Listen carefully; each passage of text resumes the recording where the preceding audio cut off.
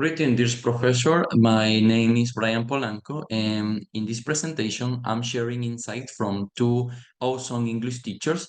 They got some real gems to share about formative assessment.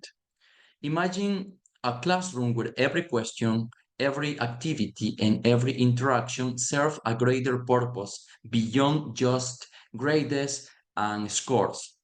That's the power of formative assessment. It isn't just about testing what the students know, it's also about shaping what they will learn next. Let's start with the definition of formative assessment. According to Margaret Heritage in 2002, formative assessment, if used effectively, can provide teachers and their students with the information they need to move learning forward. And that's exactly what our two interviewees agreed with. One of these interviewees mentioned that formative assessment is an education measurement that informs the teacher, the teaching and learning process. And the other mentioned that this is useful to identify our learners' needs. How can we incorporate formative assessment in our classes? Both of these teachers share valuable tips with me. They emphasize the importance of setting clear objectives at the beginning of lesson and explaining what is expected from students by the end of this class or by the end of the lesson. This approach helps students better to prepare for and engage with the class. There is a close relationship between teaching methods and professional development when applying formative assessment. Through formative assessment, teachers can identify learners' needs and adapt their methodologies, strategies, and activities. This process not only helps meet students' needs, but also refines teachers' teaching skills. Now, let's discuss the benefits of applying formative assessment.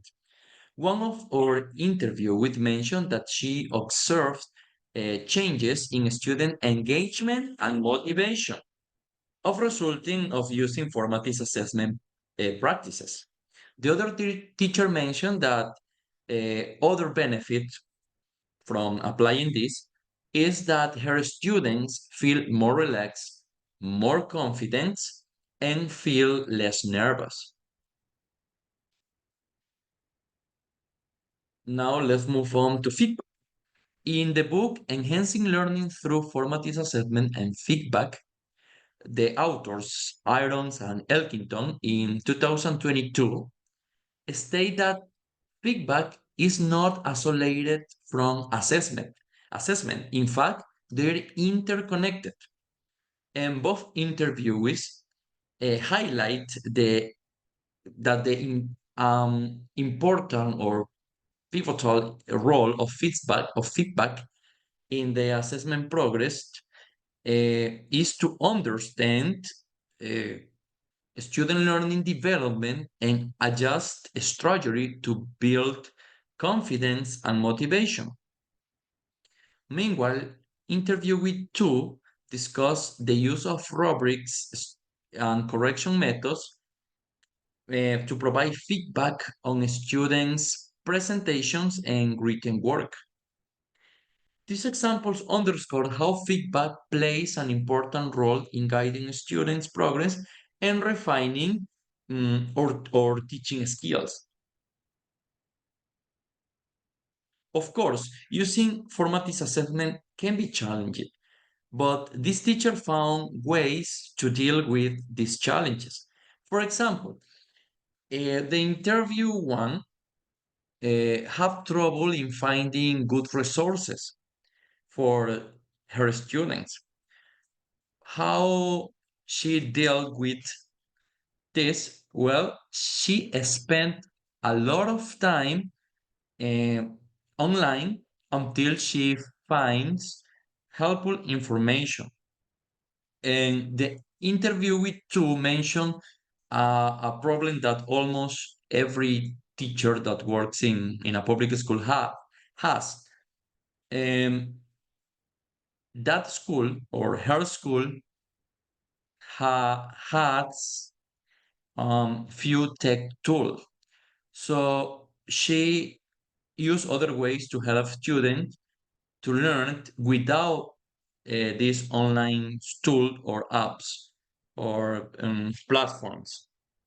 These stories show how teachers must be creative and find solutions even when things are thought. What are the long-term benefits? Well, formative assessment can have a big effect on teaching and learning process in the long run. Interviewee one thinks it helps both teachers and students to grow in learning.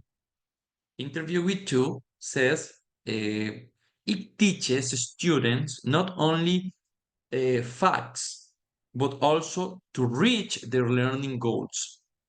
These examples show how formative assessment can make a difference in education over time.